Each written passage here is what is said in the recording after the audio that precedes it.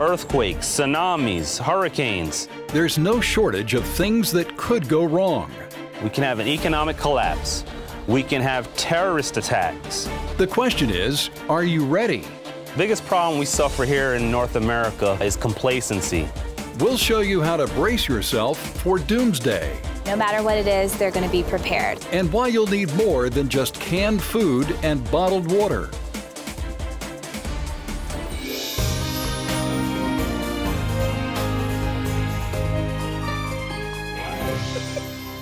Welcome, folks, to this edition of the 700 Club. Once again, the Arab Spring is turning into a deadly nightmare. Now the United States ambassador to Libya is dead after angry Muslims stormed the American embassy in Benghazi.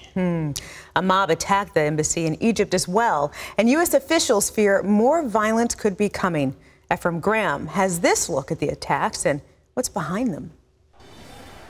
A deadly day across North Africa as angry Muslim mobs took to the streets. And today, Libyan protesters killed American Ambassador Chris Stevens and 3 other Americans at the consulate there. It all started in Egypt, where protesters scaled the walls of the U.S. Embassy in Cairo and tore up the American flag. The mostly Islamic demonstrators are furious about a film attacking the Islamic prophet Muhammad. The film was reportedly produced in the U.S. Protesters replaced the American flag with a black flag with an Islamic inscription, similar to the one used by Al-Qaeda. It says, quote, "There is no God but Allah, and Muhammad is his prophet."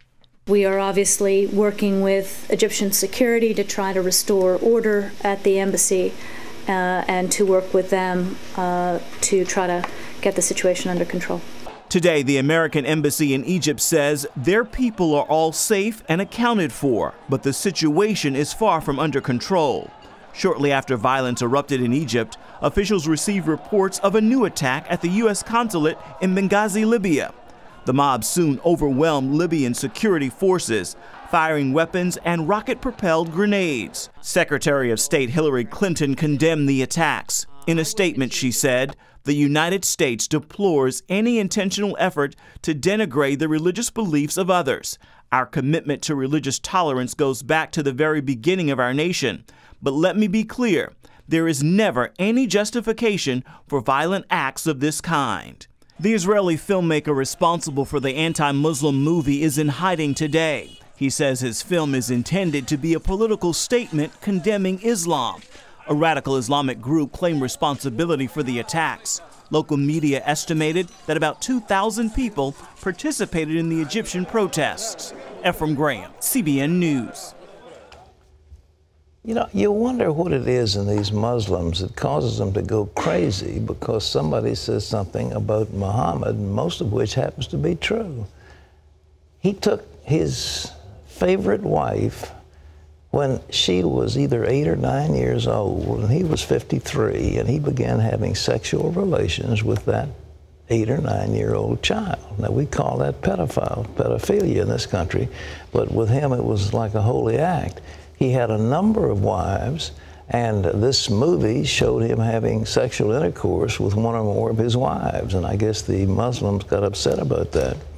But Muhammad was very frank about what he did and what he didn't do, and you read some of the writings of Muhammad and what he has to say, it's all in there. But he seemed to, you know, Muslims can have 4 wives, and he probably had more than his quota. But nevertheless, why do they riot? Why do they kill people? I mean, what is it about this religion that makes them so terribly defensive? Well, the reason they're so defensive is because they cannot defend some of the stuff they believe. And therefore, they're very protective of it. What do you think? Glad to see you. I mean, if a man is 53 years old, he starts having sex with an 8-year-old. Well, of course. I mean, that's vile on so many different standards, but... Well, he did it. I mean, no, that's what I'm saying. It's vile. I think the thing that, when I was watching the news and I was watching all the coverage, the thing that kind of bothered me the most was the fact that when there were so many things going on in Libya, we sent our troops over there to protect them. And so it's one of those things that how quickly people forget that now you're retaliating against us. That's the thing that really kind of set... Good thinking. Yeah. Good thinking. Oh, yeah, they don't appreciate what you're doing. You know, there was an article today about, oh, should we have a presence in the Middle East? I mean, we obviously have to protect the oil. We have to protect the Suez Canal. We have to protect the trade routes. Yeah. You know, and it's a very important part of the world. But I tell you that, you know, Ishmael, the Bible says, was like a wild donkey. I mean, he was just a wild man. And apparently that spirit has pervaded these people, and it's just crazy, but they do it. And you know, there'll be one Miss Universe contest and they go crazy. You know, one cartoon about Muhammad and they go crazy. They want to kill people, they shoot things, they tear things up. So anyhow, maybe sanity will be restored one day, but it won't be anytime soon. Lee Webb has the rest of our top stories from the CBN Newsroom. Lee. Pat, the White House denies reports that President Obama refused to meet with Israeli Prime Minister Benjamin Netanyahu in Washington. The Israeli newspaper Haaretz reported Netanyahu wanted the meeting after the opening of the United Nations General Assembly in New York, but the administration said the two will not be in the city at the same time. The White House said the president did phone Netanyahu to talk about Iran. Meanwhile, Netanyahu has criticized Washington's refusal to give details of what would provoke a U.S.-led military strike against Iranian nuclear facilities. He says giving Iran deadlines to abandon its nuclear program is counterproductive. The world tells Israel, wait, there's still time. And I say, wait for what? Wait until when? Those in the international community who refuse to put red lines before Iran don't have a moral right to place a red light before Israel. This will be the first time Prime Minister Benjamin Netanyahu travels to the U.S. without seeing the president. Pat, that is the $64,000 question. Wait for what? Very brilliantly said by Bibi Netanyahu. But this, you ask yourself, was this something deliberate? These guys aren't foolish, and they do know an election is coming up, and they do know the Jewish community. We understand that we did a story on it yesterday, the number of Americans who live in Israel who are very pro-Israeli and who do not like the Obama administration. So they're going to be a solid bloc voting Republican. And was Netanyahu trying to send a signal to the Jewish people living in America? It's hard to say, but their romance with the Democratic Party, which goes back to Franklin Roosevelt, I think is getting seriously frayed by the actions of this administration. Lee? Moody's Investor Service says it will likely cut the AAA credit rating of the U.S. government if negotiators cannot reach a deal on the federal budget. If Congress does not make a deal, automatic spending cuts and tax hikes will kick in. That scenario has been called the fiscal cliff, and many economists warn it could lead to another recession and drive up the unemployment rate. The nation's third largest school district remains closed today. Teachers in Chicago are on strike over Mayor Rahm Emanuel's demand for tough new teacher evaluations. He says 50% of a teacher's evaluation should be determined by student test scores. The union says that's unfair to teachers in underprivileged and underperforming schools. The union also wants teachers who are laid off when schools close to be the first to be hired back when jobs open up in that school district. But school principals say that could force them to bring back unqualified teachers. The union says there will be no resolution until they agree on all 50 provisions of the new teacher contract. Chicago teachers make an average of $76,000 a year. The Chicago Sun-Times poll shows that 47% of the city's voters support the teachers union. 39% are against the strike. Pat? You know, it's an amazing thing. I think the number I've seen is at least 60% of the teachers in Chicago send their children to private schools because they realize how bad the school system is. And what Rahm Emanuel is trying to do is to get some kind of discipline and order and regulation in this. I'm not in favor of teaching to a test. I think that's wrong. I think to run a school system to teach your children to pass a test is not a way, is a successful pedagogy. It's wrong. But nevertheless, the test scores of students, the achievements of students is an indicia of the quality of the teaching. And it just seems like the idea of you've got to force me to hire back incompetent teachers because they're first by seniority. Public service unions are wrong. They're wrong for America. They're supposed to be public servants, and they cannot have unions that mitigate against the welfare of the community.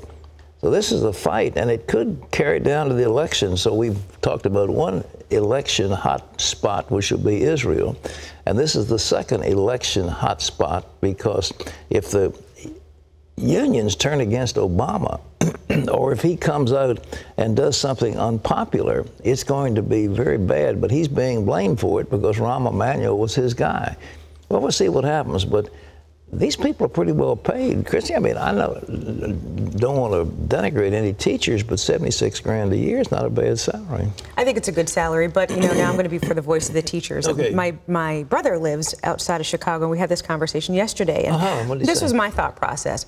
When it comes to teachers, at the very heart and essence of a teacher, they want to make sure they have a heart and a love for the kids. Of course. So in order for them at this particular time, when they know that the kids should be in school and they're striking, they really are convicted. They have some major convictions of what's going on. So I guess I just wanted to make sure that the teachers have their voice as well. And so with Emanuel, what is it, Robert Emanuel? Rahm Emanuel. That, I think probably the frustration is that he's coming in maybe with heavy-fisted and they just need a little bit more negotiation.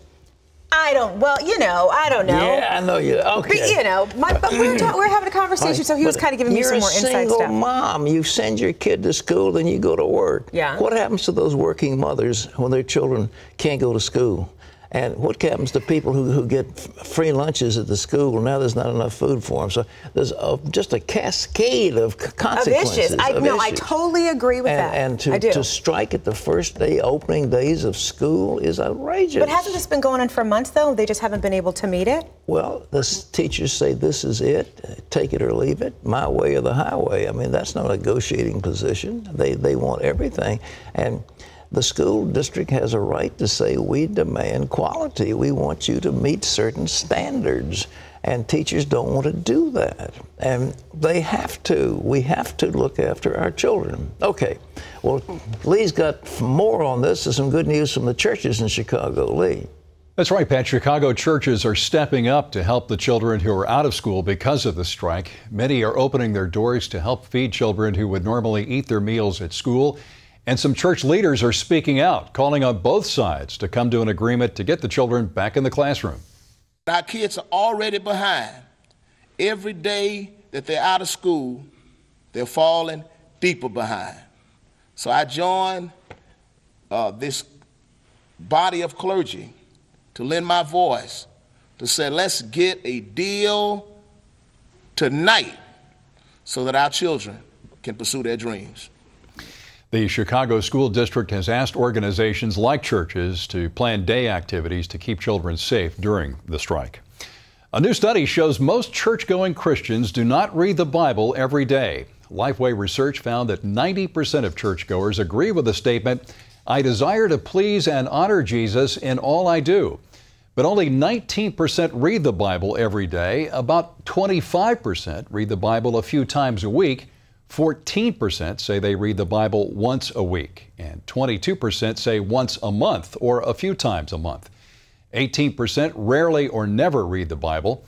The Apostle Paul viewed Scripture as vital to a Christian's growth. He wrote this to his young protege, Timothy, "All Scripture is God-breathed and is useful for teaching, rebuking, correcting, and training in righteousness." Students in high schools across Britain are being watched, even while they're in the bathroom. More than 200 high schools there have surveillance cameras in bathrooms and locker rooms. One school principal says the cameras are necessary to protect kids from bullying and to catch them smoking in school. Defenders of the program say the cameras are placed in doorways and pointed at the sinks, not inside the cubicles. And they say the images are reviewed only if an incident is reported. And the video is deleted after 30 days. Civil rights groups, though, complain the cameras are an invasion of privacy. Pat? I wouldn't want a camera in my bathroom. Who wants a camera in the bathroom? Yeah, going into the principal's office. That's outrageous. It's absurd on so many levels. You know, I'm a Anglophile. I love our Brits. I came from that part of the world. My family did a long time ago. But I tell you, this Big Brother syndrome has just seized that nation. They've got cameras on every corner. They're monitoring the lives of their people. This is supposed to be a place of the Magna Carta. Freedom! Shout freedom, folks. Cast off the yoke of bondage. Freedom in the bathroom. Freedom Okay, so when you were little, Pat, were you in the Boy Scouts? Yes. You were? I wasn't a very good Boy Scout, but I was in them. I couldn't build a fire with 2 matches, and that kept me from moving up in the ranks. That's a drag. I was never a Girl Scout, but I was a brownie. And you sold cookies? No, we never got to that. I think I dropped out before the cookie sale. Well, everybody sold. The brownies sold cookies. That was the big deal. I know. I think I only did it for like a year. All right. Anyway, well, if you were a Boy Scout, you know that the motto of Boy Scouts is be prepared. Well, coming up, we're going to meet people who take that to heart. You want to be able to feed yourself, feed your family, help a neighbor, help a friend. We'll tell you why some are stocking up on supplies. Plus, we'll show you what you need to have on hand in case of an emergency. So don't go away.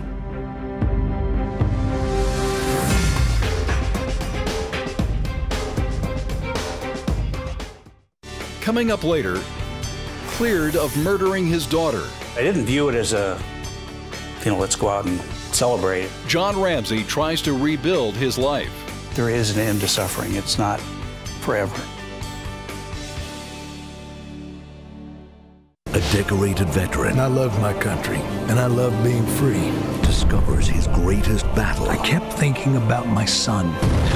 Is much closer to home. You are breaking the law. That is a lie, and you know it. Now, it's time to take a stand. The drama just continues to unfold here. And become a hero all over again. We fight for freedom!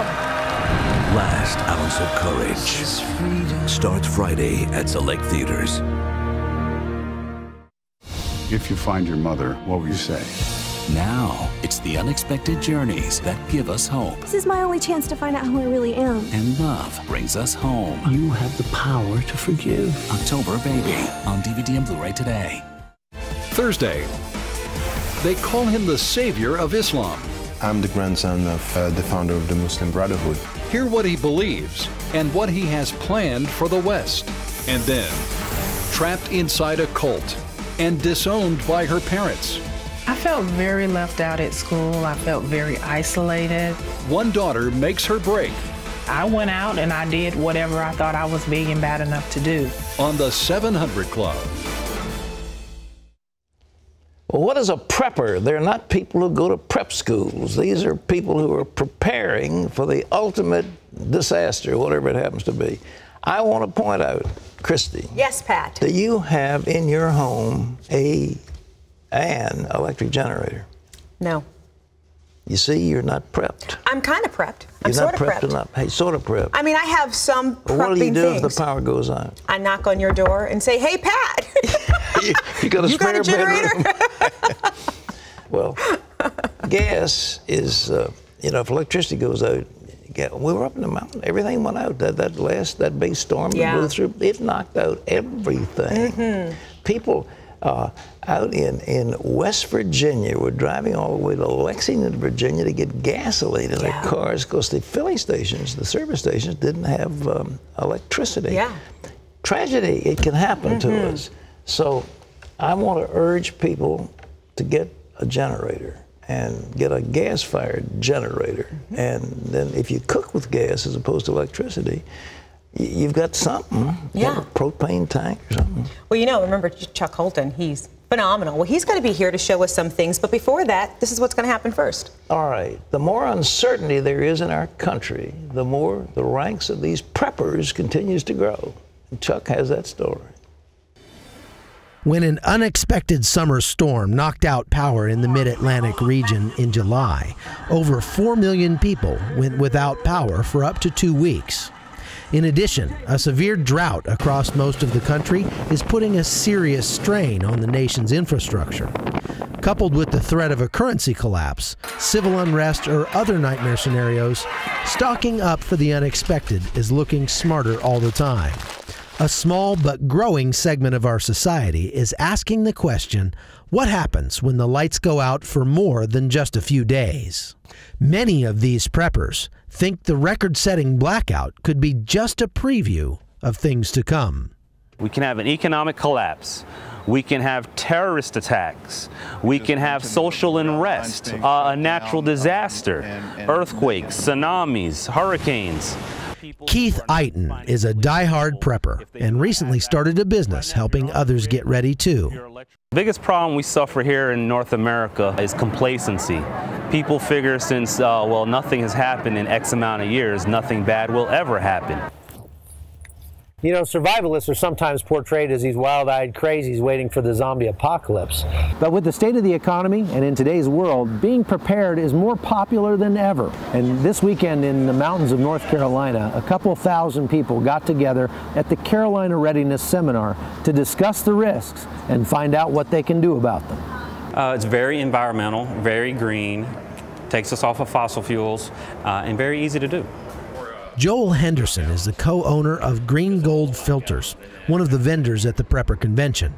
His patented filtration system is helping folks accomplish something that America has been trying to do for years: run a vehicle without foreign oil. If anybody has a diesel engine, diesel truck, tractor, generator, you can use used cooking oil as an alternative diesel fuel or motor oil.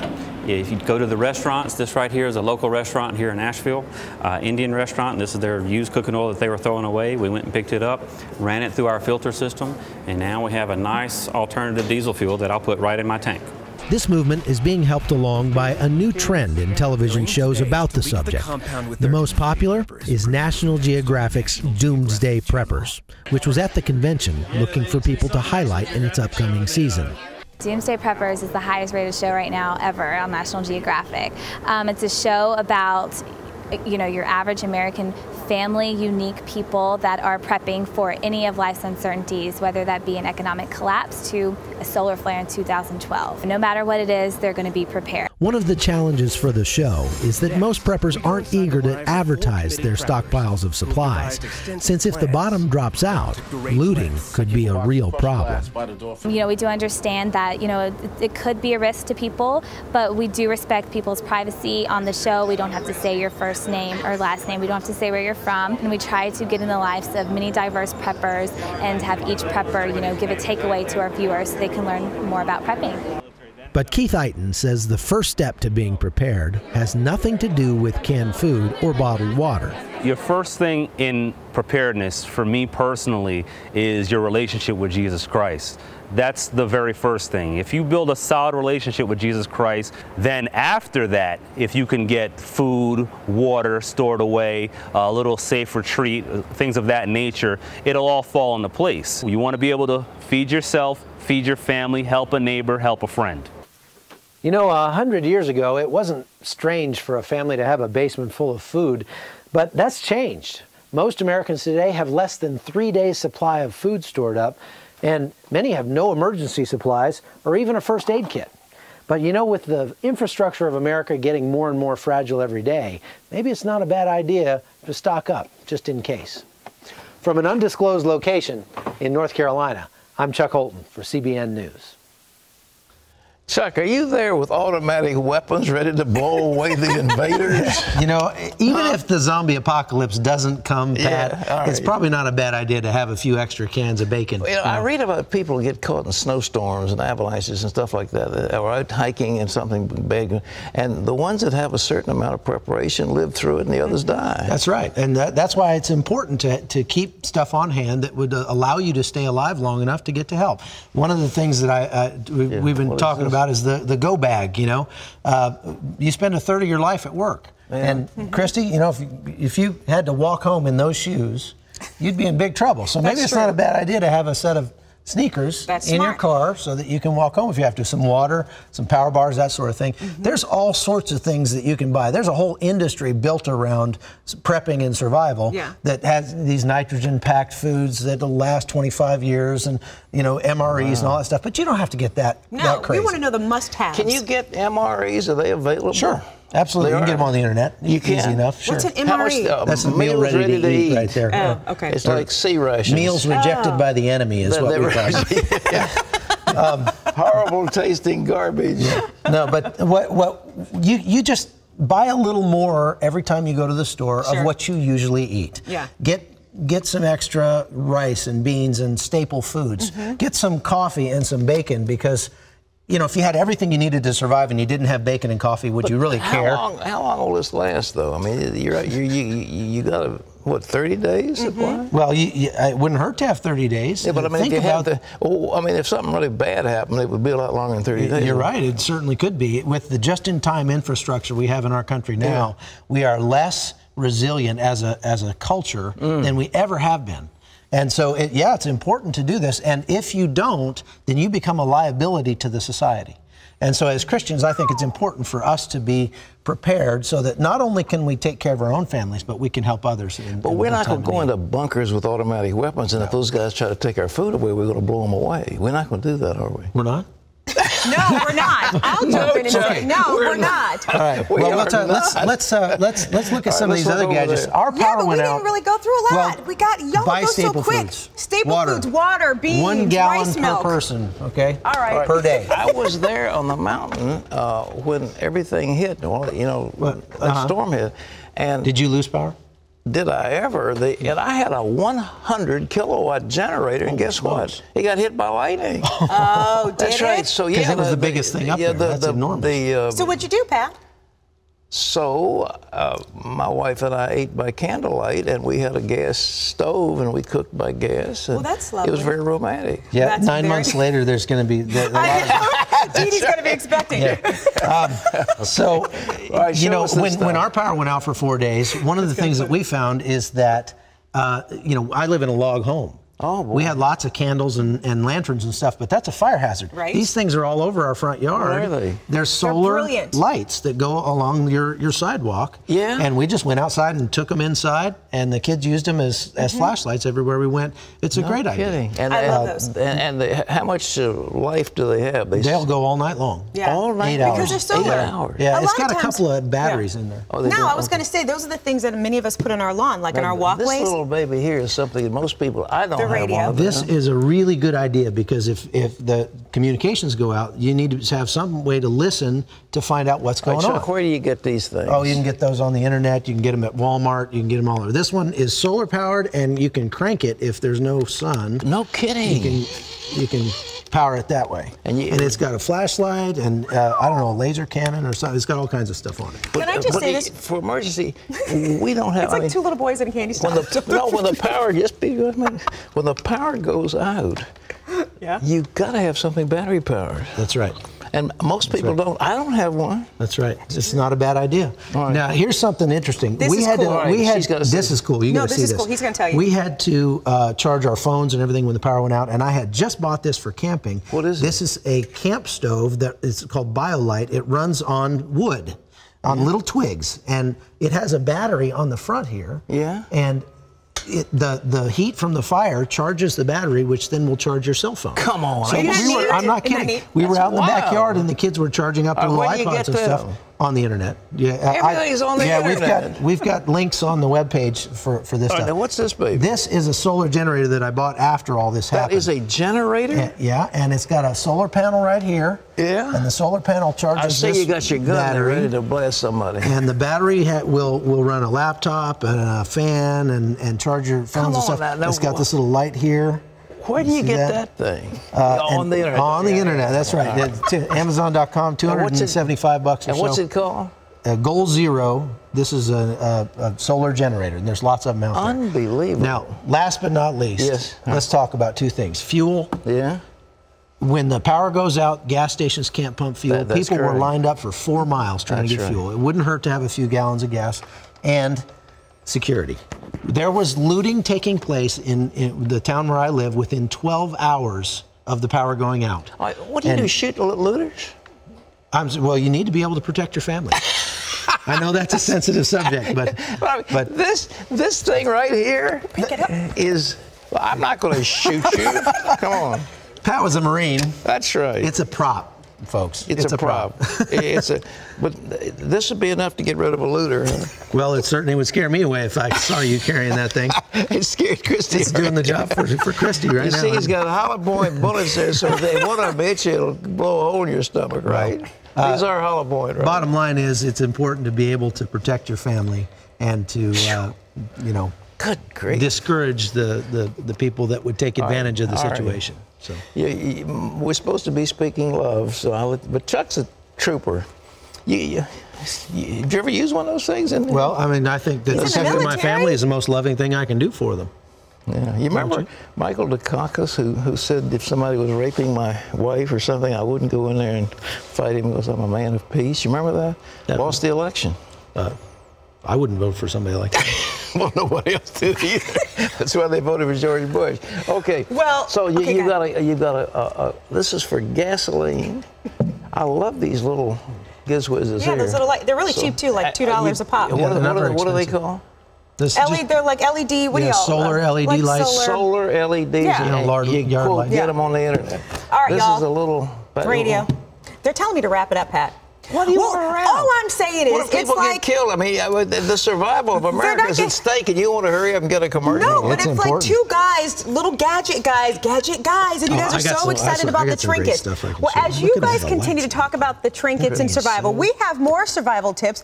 All you have to do is check out Chuck's blog. It's called Boots on the Ground, and it is available at cbnnews.com. And while you're on our website, you can also download our free fact sheet, and that's called Prepare to Survive the Unexpected. They're still talking. Yes? I want to ask a question. Okay, Pat, go. All right, you're just talking so much. That's one of the things, if there's an emergency, you don't let the women do all that talking. Where's that gun? I'm kidding. Chuck, hey, have you got a fact sheet on this stuff? Yeah, we do. And how are they going to get it? Go ahead, Chris. I just said the fact sheet. Say it again. I want to emphasize There's a fact sheet that Pat wasn't listening when I said it, and it's a fact sheet called Boots on the Ground, and it's available on cbnnews.com. Okay. Chuck, you're tremendous, brother. Thank you. Yeah. Can I wrap it now? Wrap what? Chuck, it was lovely. You guys can finish your G.I. Joe talk. I thought I was doing a cooking show on how to prepare these MREs over here. You're supposed to be the weaker sex, and we're here strong men, fighting men to look after you. That happy the Bible talks about the weaker. He just means that we're just so delicate, but we are strong. Don't get me. Don't make her mad. Feel it. Don't make you need a couple. She's going to start that head shake in a minute. We're in big trouble. Okay, so you're tough. So you'll get that. As they continue to have their own show coming up. We've heard the story of John Ramsey, but that wasn't the only death in the Ramsey family. Take a look. It just didn't make sense. Car accident? Car accident, middle of the day, just a freak accident. She and her boyfriend were both killed. I really hit rock bottom. John Ramsey tells us how he dealt with the loss of 2 children. Up next.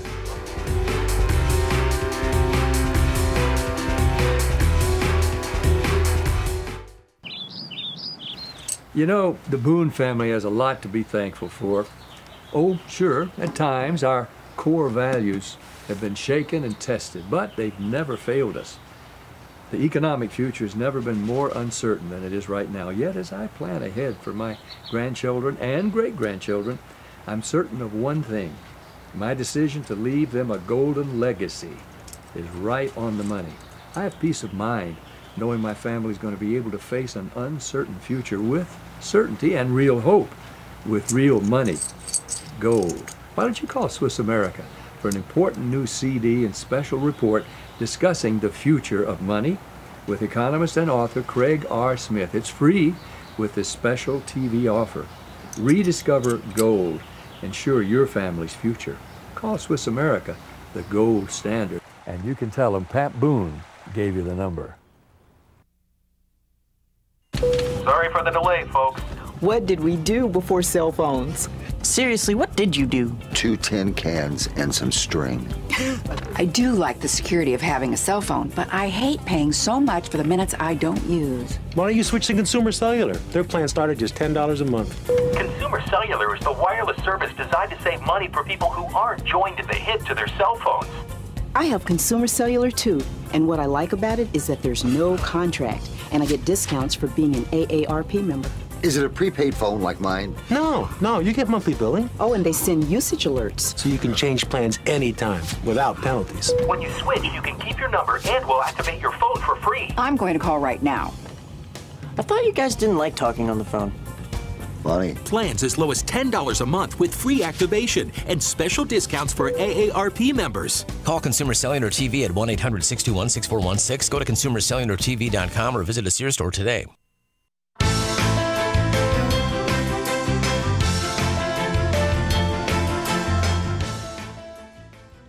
One of the most tragic families in America. Parents to this sweet little girl, John Bonet, who was brutally raped and killed, and yet they were blamed for hurting their own child. And then it went down the list of tragedies. And on December the 25th, the body of John Bonet Ramsey was found in the basement of her home. She had a nylon cord wrapped around her neck, duct tape covering her sweet little mouth, and she had a fractured skull. Her parents, John and Patsy Ramsey, were the main suspects in the investigation. It was a botched investigation by people who were frankly incompetent. And the Ramseys were eventually cleared of any wrongdoing, but they had to bear not only the grief of losing their child to the opprobrium that came about because of this investigation. But John Ramsey told Scott Ross that he needed more than a letter from the DA to end his suffering. John Bonet Ramsey's slaying remains one of the nation's most high-profile, unsolved murder cases. Today, she would be 22. Her father, John Ramsey, still waits for her killer to be found. It was a horrific crime. The murder of a child is just beyond any normal person's comprehension. In the 15 years since John Bonet's brutal murder, one media expert noted that the still unsolved slaying of the elfin beauty queen initiated one of the foulest, yellowest chapters in contemporary U.S. journalism. You were pilloried. Yeah. By the press, by the authorities, by the world. The police always look at the parents first. We learned that, and we accepted that, and just assumed they would complete that cycle and then move on, which of course they did not. But you know, it didn't matter, really. What mattered was we lost our child, and that was the crushing blow. And the rest of it was like, whatever. You know, we just accepted it. Mm-hmm. It wasn't, we would have given everything to have our child back. John Bonet's murder wasn't the only tragedy her father, John Ramsey, suffered. Over a 14-year span, he lost his oldest daughter, Beth, who was killed in a car accident, little John Bonet, and then his wife, Patsy, just 49, to cancer. Patsy never lived to see their family publicly exonerated as suspects in John Bonet's slaying.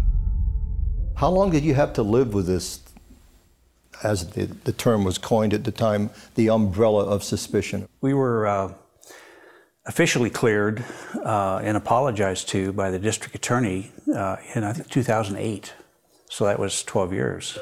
Mary Lacey, then Boulder's district attorney, made a public announcement that new DNA evidence cleared the Ramsey family as suspects in John Bonet's murder. The letter read in part, "This DNA profile belongs to the perpetrator of the homicide. The suspicions about the Ramseys in this case created an ongoing living hell for the Ramsey family and their friends, which added to their suffering. We believe that justice dictates that the Ramseys be treated only as victims of this serious crime." I didn't view it as a, you know, let's go out and celebrate. It was just another step in the right direction. But the interesting thing was that You know, of course, the media was out to lynch us, but individual people were wonderful to us. It really opened my eyes to how compassionate people can be and how important that is. We certainly saw evidence and examples of how God takes things and turns them for good. You know, I got a letter from a lady several years ago that said I was contemplating suicide, and I decided if you could handle your problems, I could certainly handle mine. In time, John's grief gave way to happy memories of his daughter. I still, of course, think of John Bonet as a sweet little 6-year-old. John, a New York Times best-selling author, has written another book, The Other Side of Suffering, to encourage people broken by tragedy or injustice. He says the death of his oldest daughter, Beth, in 1992 was the beginning of his faith journey. First words out of my mouth as I hung up the phone that morning were, "There is no God." You know, I just screamed that, "There is no God."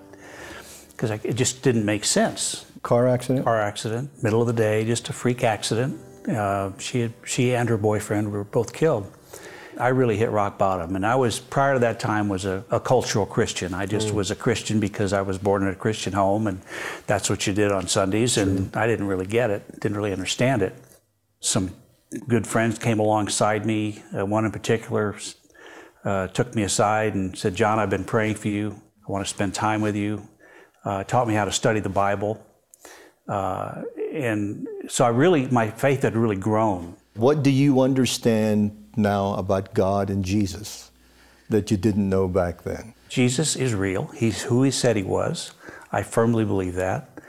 I can communicate with him through prayer. He's in our life. He's real. So when John Bonet was murdered, I had faith. It wasn't just a logical exercise. It had gone from my head to my heart. So I knew John Bonet was okay and with God, and I didn't question God as to why did this happen. John's suffering continued. Patsy had been healed of stage 4 ovarian cancer in 1994, but 8 years later, it was back. 2002, Patsy's cancer returns. She had, I think, 3 remissions over the next 3 or 4 years. And then the point came where I just wanted God to take her home because she was suffering so much. I was like, "God, just please take her home. It's time to end this suffering and struggle." Death became both a sorrow and a relief for me in a strange way. I mean, we knew we'd miss her terribly, but I was grateful that she was not suffering anymore. As a widower and single father, John was challenged by a friend to live as if his best days were ahead. He spent time in India serving local pastors. You joined up with YWAM, Youth with a Mission, to become a missionary to India. It was a wonderful experience and really moved my spiritual journey along double time. He also fell in love with and married Jan. Jan, my wife, grew up in Ethiopia as a missionary kid and real solid believer, and so we've had a wonderful marriage and been a blessing for me and helped me develop this view that the best days of my life are still ahead of me. Through all of this, John, you could have come out on the other side of it, an angry, bitter, resentful man. You didn't. No, and I think there were several factors. One is we were really blessed by the compassion of our fellow man. People just reached out to us and carried our spirits and encouraged us and apologized for what was being said and done to us. And it really was an uplifting experience for us. Through all this process, suffering is part of the package that Jesus says you inherit when you embrace him. It's going to happen. Yeah. I've learned that pretty much everybody suffers at some point in their life. Life's not necessarily easy, and people struggle, and particularly nowadays. And that was a kind of an eye-opener for me. And that it has a beginning and an end. And that's kind of what the book was to encourage people about, that there is an end to suffering. It's not forever. Well, it's so inspiring The Apostle Paul said, those that live godly in Christ shall suffer persecution. They shall go through pressures, and the word in Greek is thalipsis, which means pressure, temptations, trials, suffering. Don't think that when you come to Jesus, it's all bed of roses. It's like that song, I never promised you a rose garden, and he didn't promise us that. He promised us a cross. But the Ramseys have had something more than that. It's almost like a curse has descended upon them, and I'm just so glad that he's come out of that. What a wonderful man, lovely wife, stricken by cancer. She was just a bright, vivacious, young lady. Yeah, very young. Yeah. And you hear their story, and it is tragic. All and right. Speaking of their story, John Ramsey shares more of his story in this new book. And this book is called The Other Side of Suffering, and you can get a copy in stores nationwide. Well, up next, we're going to switch gears, switch moods a little bit. Cooking, right? Cooking? So it's easy. A college student can do it. We're going to show you how to have five-star dining in your dorm room up next.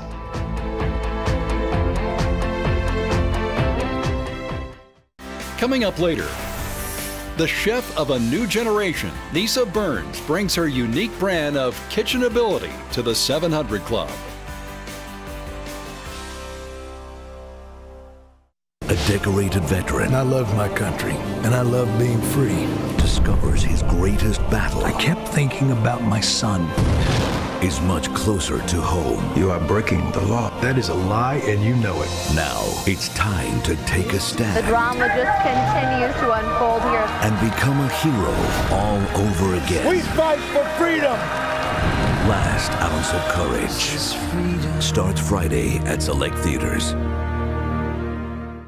I started feeling pain between my spine and my shoulder blade. There was a sizable mass consistent with malignant cancer. That's complex, that's tough stuff. To find out more about our unique treatment options for complex and advanced stage cancer, go to cancercenter.com. You'll be able to see our treatment results for many types of cancers and how they compare to national averages. You can also check for participating insurance plans.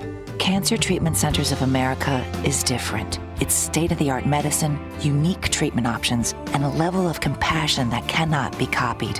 Why? Our people. People who give you not only their expertise, but their humanity and the most well-organized, patient-centered care you'll find anywhere. My strength came back. I began to become myself again. I'm so happy that I went to CTCA. Every minute counts when you're fighting complex or advanced stage cancer, so please call or visit cancercenter.com today. Appointments are available now. Cancer Treatment Centers of America. Care that never quits.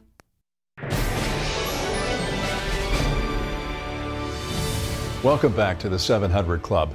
Christian prison inmates in California are studying to become evangelists and church planters after they're released. About 900 inmates in 18 prisons are participating in the 3.5-year program.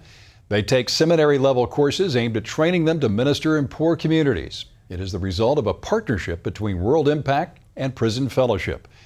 10 men graduated from the program last year, and 14 more expected to graduate this year. Prisons in Michigan, Florida, and Colorado have also started classes. New college students normally decide within weeks where they will spend their time in college. It creates a great opportunity and a challenge for college ministries. So they're busy welcoming students and praying that they make their faith life a big part of their college experience. InterVarsity Christian Fellowship and Cru, formerly known as Campus Crusade, anticipate a record year for ministry. Last year, InterVarsity saw more than 3,300 students come to faith in Christ. That's an increase of 700 from the year before. InterVarsity staffers and volunteers oversee almost 900 chapters nationwide. Cru has more than 1,700. More than 73,000 students are involved in that ministry. And you can always get the latest from CBN News by going to our website at cbnnews.com.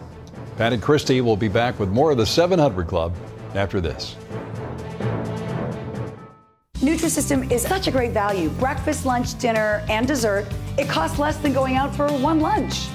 I've lost 46 pounds. I lost 24 pounds. I lost 92 pounds. Nutrisystem works. It's easy, and it's delivered right to your door.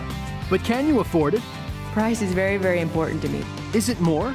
It's a great deal. It is a great deal. Call now and save up to 40% on our most popular plans. It was the same amount of money I would have spent on buying regular food for groceries each month. It's actually about 25% less than the average monthly food bill. It really is a great value for what you get. It costs less than you thought. Still not ready to get on it? Well, get ready. Try Nutrisystem now and you'll save up to 40%. The best reason of all is you. Take the first step and call Nutrisystem now and do it for yourself.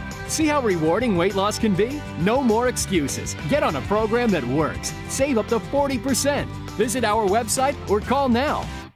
A decorated veteran. I love my country, and I love being free. Discovers his greatest battle. I kept thinking about my son.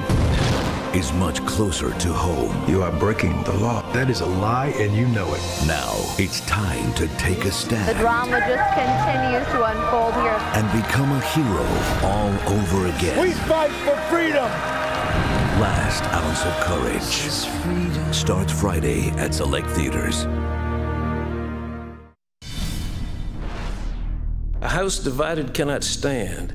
Your country will be torn apart by internal stress.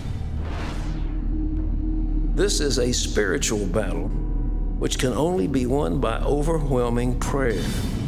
Pray for America, CBN's national call to prayer. Beginning September 17th through the presidential election on November 6th, Pat Robertson is calling our partners and viewers to lay hold of God and pray for our beloved country. To help you in praying for our nation, CBN is offering this free booklet, Steps to Revival in America. Just call 1-800-759-0700 or log on to cbn.com and request your free copy today.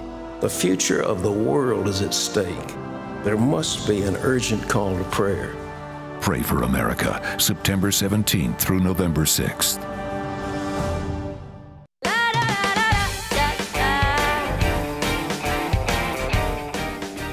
Remember college? Remember that time when, I don't know, for most college students, the closest things they get to a decent meal is fast food? Remember that?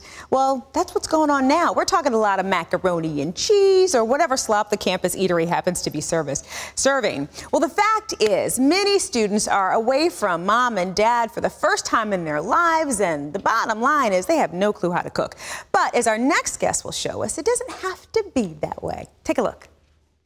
Nisa Burns is called the chef for a new generation with her concept of kitchen ability. She defines this as becoming best friends with your kitchen in order to feed yourself for life. That's one reason her recipes are geared towards college students on their own for the first time. Nisa says cooking should be easy, natural, and fun. She'll show you delicious and healthy alternatives to drive-through or quick processed foods. Well, Nisa is the author of the soon-to-be-released cookbook, Kitchen Ability. Nisa, welcome to the 700 Club. How are you? It's so good to see you. Okay, I'm so glad I had to say Kitchen Ability one time because I don't think I could say it more than that.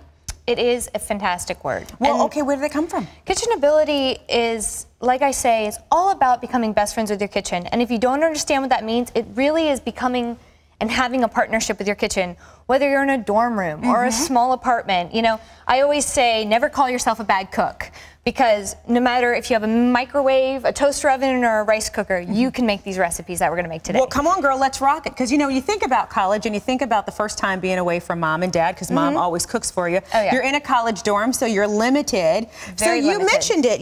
If you just have the basics, which is what? The rice cooker, a blender, a toaster oven. You can do anything. Yeah. All right, so what are some of the things we can do? Nisa, girl, show me. Okay, the first thing we're gonna do is one of my favorite recipes that I grew up on. It's my mom's recipe. She used to make this for us when we were running out the door. Perfect recipe when you're running to class. This is a banana cinnamon waffle. Let's start with our honey. Yeah. My mom always says put the honey on the bottom so it doesn't dribble down your hands. Sounds good. And cinnamon, which is delicious. It's also very healthy good for you. Then you're going to put your peanut butter on. Oh, girl. About a tablespoon. Loving it. Because you can never go wrong with peanut butter. Did you know that? That's one of the 4 basic food groups. Vegetables, I absolutely love it. Meat, bread, and peanut butter. Very nice. All right. So you're going to just slice your banana into little bits. About 3 or 4. Put it on top like this.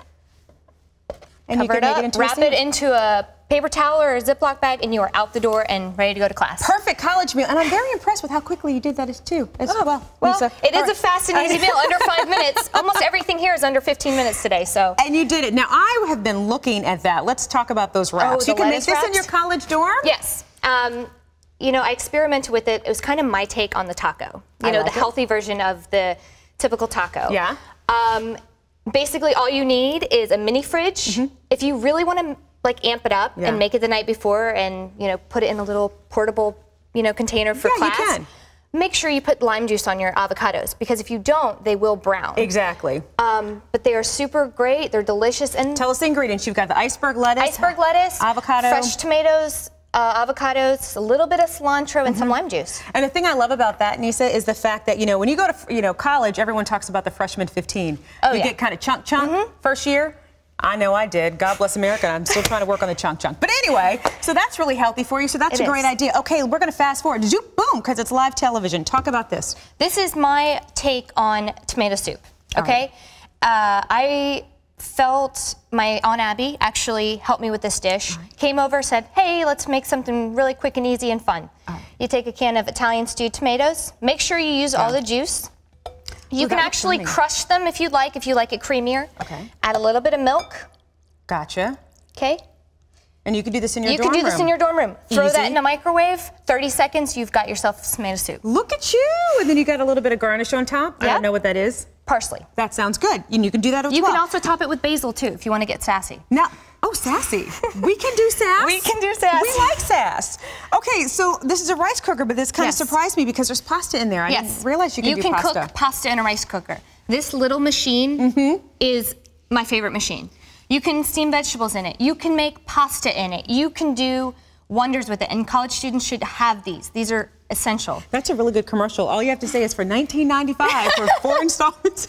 I'm sorry. So first we're going to add our feta cheese. Yes. They're like, hurry up. Keep going. You're going to add your tomatoes, a little bit of olive oil. Throw that stuff in, and as you do this, I'm going to go to the next thing. Okay, sure.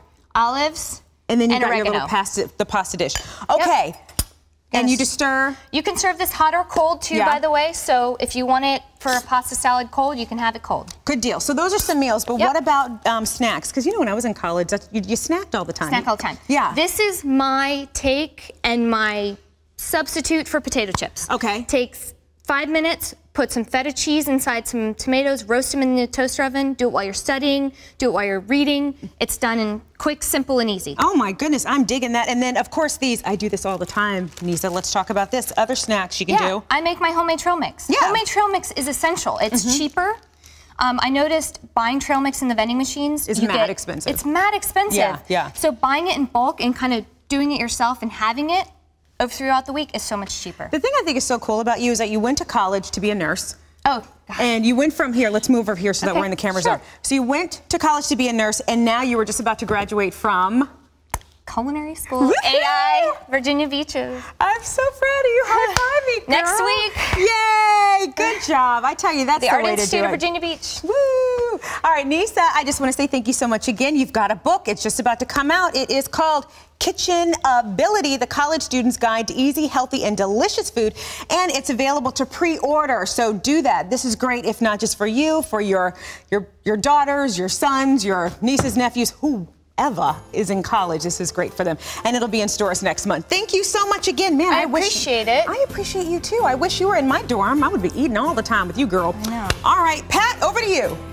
Good stuff. Well, we leave you with these words from the Psalms. The Lord has heard my supplication. The Lord will receive my prayer. Well, that's all the time we've got for today's show. Tomorrow we've got the grandson of one of the founders of the Muslim Brotherhood. You don't want to miss it.